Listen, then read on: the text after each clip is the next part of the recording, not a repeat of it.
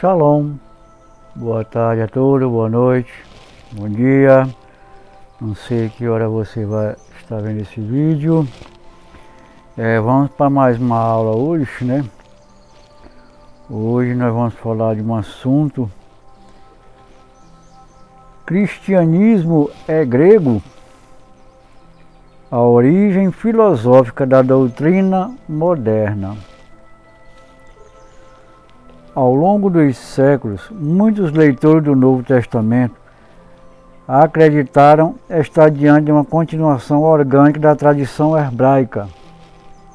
No entanto, um exame atento revela que o cristianismo primitivo, especialmente em suas formulações teológicas, foi profundamente influenciado e em muitos aspectos moldado pela filosofia grega helenista. Essa influência não foi superficial, mas estrutural. Conceitos centrais do pensamento grego passaram a integrar o vocabulário, os símbolos e os fundamentos da fé cristã nascente. A cidade de Alexandria, o mundo grego-romano, os escritos dos padres da igreja e a redoma cultural do Império Bizantino foram o berço de uma nova religião que nasceu em solo judaico, mas rapidamente adotou as categorias mentais, linguísticas e espirituais da cultura grega dominante. De uma fé baseada na Torá, nos profetas e na tradição oral, passou-se a uma fé embasada em doutrinas de essência, substância, alma imortal e mediação cósmica, categorias alheias ao pensamento dos sábios de Israel. Este estudo expõe essas influências com base em fontes históricas, arqueológicas, linguísticas e literárias. Veremos como conceitos filosóficos gregos substituíram categorias hebraicas bíblicas. A linguagem do Novo Testamento já carrega traços de pensamentos helenísticos. A teologia cristã se afastou da unicidade divina absoluta e da esperança da ressurreição corporal. Para compreender o desvio entre o judaísmo e o cristianismo, é essencial entender não apenas o que foi escrito, mas em que língua, com que vocabulário e sob quais influências.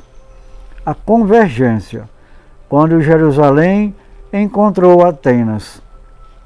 Com a conquista de Alexandre o Grande, século IV antes da era cristã, o mundo antigo foi helenizado. O idioma grego tornou-se a língua comum, koiné, e as ideias filosóficas de Platão e Aristóteles, os estoicos e epicuristas passaram a moldar os valores culturais e intelectuais da época. As cidades da diáspora judaica, como Alexandria, Antioquia e Éfeso, tornaram-se os centros de intercâmbio entre o monoteísmo judaico e o pensamento grego pagão. Na Judéia, essa influência foi particularmente sentida durante o período helenístico, quando práticas e conceitos gregos entraram em conflito com os valores da Torá, dando origem, inclusive, à revolta dos Macabeus. Apesar da resistência, muitos judeus adotaram a língua, os costumes e até os padrões intelectuais helenísticos. Entre eles estava Filon de Alexandria, 20 antes da era cristã a 50 da era cristã, que procurou harmonizar a Torá com a filosofia de Platão e os estoicos, propondo que as escrituras só poderiam ser corretamente compreendidas através da alegoria, uma técnica hermenêutica de raiz grega. Esse pano de fundo é crucial para entender o Novo Testamento. Escritos como o Evangelho de João mostra essa fusão evidente entre categorias judaicas e gregas. O prólogo joanino declara: no princípio era o Logos, e o Logos estava com Deus, e o Logos era Deus. João 1:1. O termo Logos era para os gregos mais do que palavra. Era a razão divina que permeia e ordena o cosmos. Para Heráclito, o Logos era a lei racional do universo. Para os estoicos, o princípio animador da natureza. E para Filon, o intermediário entre Deus e o mundo material. Quando o autor de João afirma que o Logos se fez carne, está utilizando uma categoria grega reconfigurada com conteúdo teológico. Esse tipo de sincretismo jamais seria aceito pelos mestres da Torá. O judaísmo tradicional rejeita a ideia de intermediários divinos personificados, mas por meio da Torá entregue a Moshe e transmitida de geração em geração. A concepção de uma palavra divina personificada, coexistente com Deus, seria considerada uma ruptura da unicidade absoluta proclamada no Shema, Deuteronômio 6:4. A escolha da língua grega como idioma original do Novo Testamento também é reveladora, diferente do Taná, escrito majoritariamente em hebraico e partes em aramaico. Os textos cristãos foram redigidos em koiné, o idioma da filosofia e do comércio. Isso facilitou sua expansão pelo Império Romano, mas também selou a separação progressiva entre os seguidores de Yeshua e o corpo da tradição judaica. Em resumo, o nascimento do cristianismo foi profundamente marcado pela fusão entre a fé em um judeu carismático do primeiro século e as estruturas intelectuais da Grécia Antiga. O resultado foi uma nova religião que, embora inspirada por símbolos e personagens bíblicos, expressava-se numa linguagem estranha aos profetas de Israel. Trindade, hipóstases e essência divina. Uma das transformações teológicas mais radicais operadas sob a influência do pensamento grego foi a formulação da doutrina da Trindade. Nenhum conceito mais claramente evidencia o rompimento com o monoteísmo estrito do Taná do que a ideia de que Deus é uma essência, compartilhada por três pessoas distintas, Pai, Filho e Espírito Santo. Essa linguagem de essência e pessoa é inteiramente derivada da filosofia grega. Em particular, Aristóteles e os neoplatônicos fornecem o vocabulário técnico que os teólogos cristãos utilizaram para explicar a natureza de Deus. O Concílio de Nicéia, 325 da era cristã, e o Concílio de Constantinopla, 381 da era cristã, formalizaram a doutrina trinitária. Utilizando essas categorias gregas, a afirmação de que o Filho é consubstancial ao Pai não tem paralelo no Taná nem na tradição oral judaica. Para o judaísmo, conforme repetido diariamente no Shema Israel, Deuteronômio 6:4, a unicidade de Deus é absoluta, indivisível, incomparável e não composta. Não há múltiplas manifestações divinas personificadas ou coexistentes desde a eternidade. O Eterno é um, é rádio, e sua essência está além da compreensão humana, mas jamais é fragmentada ou encarnada. Mesmo a ideia de um Filho Divino, como apresentada em diversos trechos do Novo Testamento, remete a uma leitura helenista das relações entre os deuses e os homens, nas mitologias gregas, greco-romanas. Era comum que deuses assumissem forma humana ou gerassem filhos divinizados entre os mortais. Essa linguagem mítica foi adaptada ao contexto cristão, produzindo a figura de um Messias divino pré-existente, encarnado e ascendido. O Talmud, Sanhedrin 38a, afirma claramente: se alguém diz que há duas divindades, ele deve ser condenado. A unicidade radical do Eterno é um dos pilares inegociáveis da fé judaica. A multiplicidade de pessoas é uma única essência, como ensina a Trindade, seria visto como uma forma refinada de politeísmo. Além disso, a noção de Espírito Santo como uma terceira pessoa é também estranha à tradição judaica.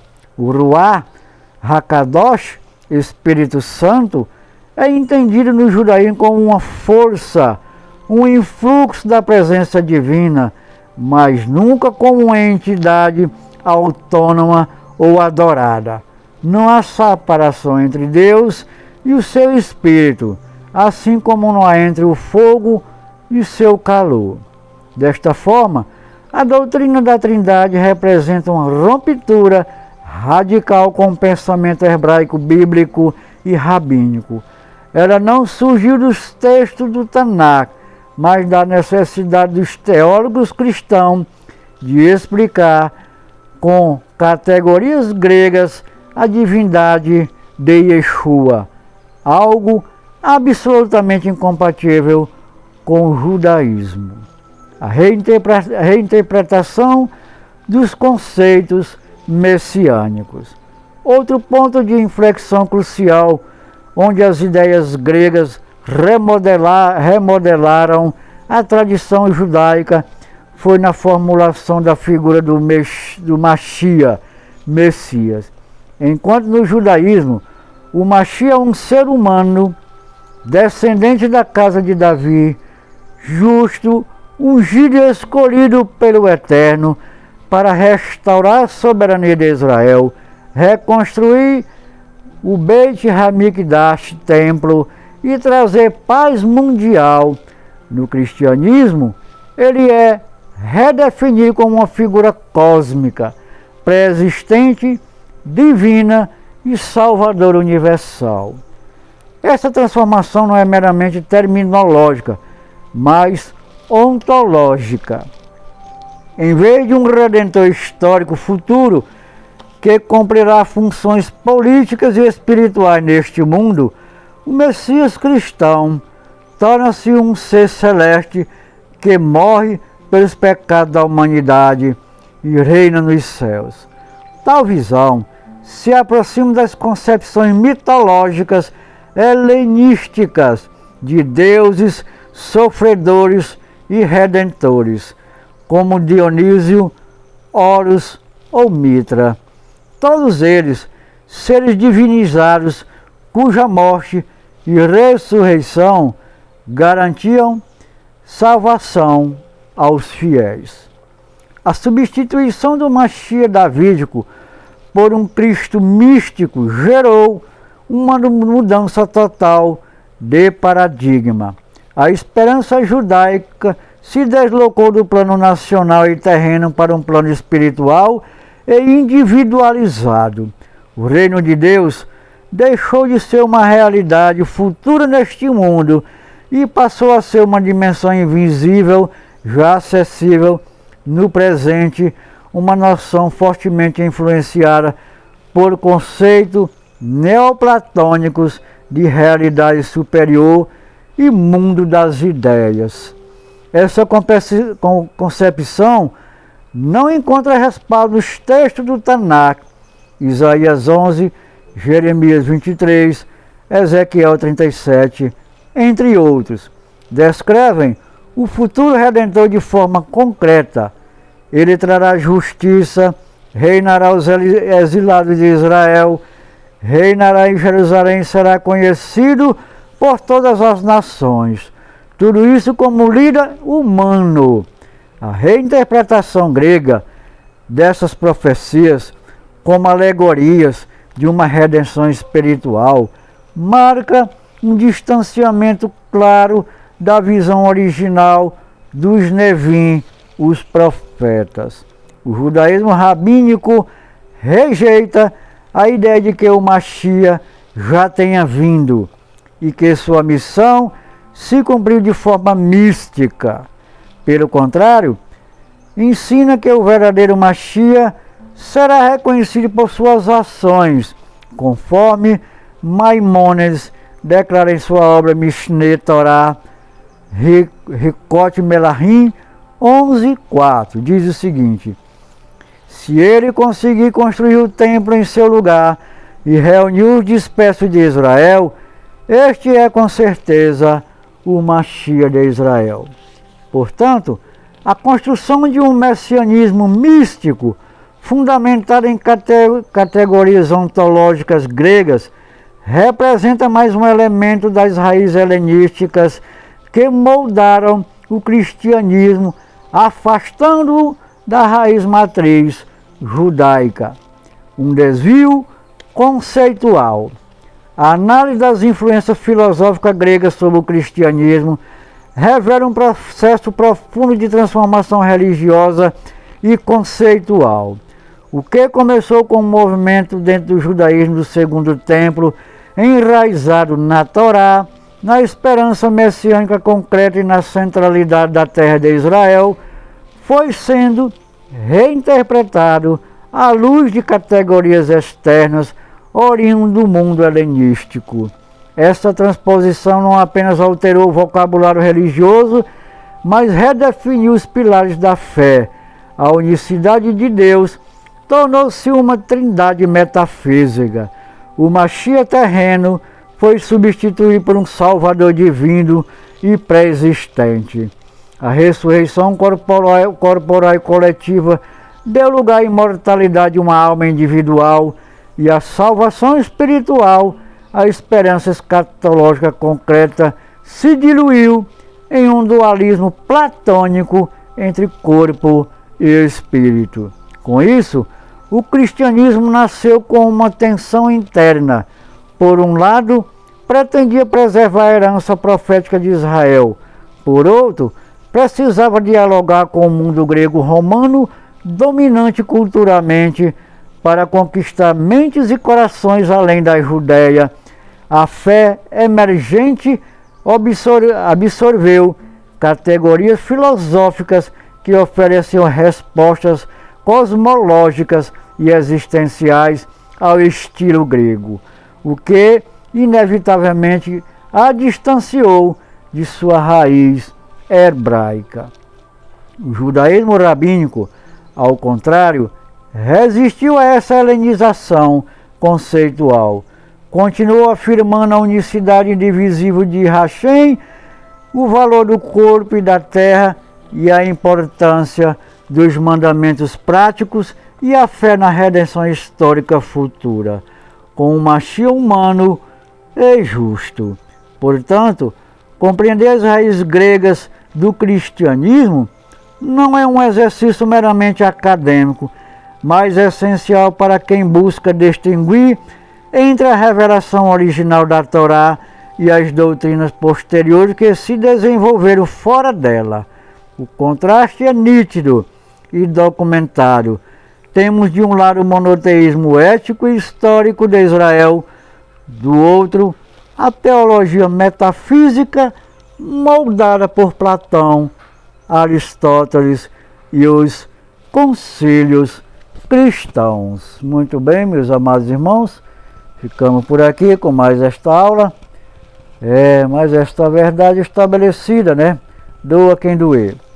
Aqui temos a resposta, né, através desse estudo, que o cristianismo que temos hoje nada tem a ver com a verdadeira, né, a verdadeira igreja de Deus, né, que estabeleceu sobre o fundamento dos profetas e das profecias messiânicas estabelecido para o seu povo Israel. Então, aqui está provado que o cristianismo nasceu de um conceito pagão, filosófico e cultural greco-romano da sua época. Nada tem a ver com as escrituras hebraicas que está registrado no Taná. Muito bem, amados irmãos, e ficamos mais por aqui para essa verdade e até uma próxima oportunidade, se Deus quiser.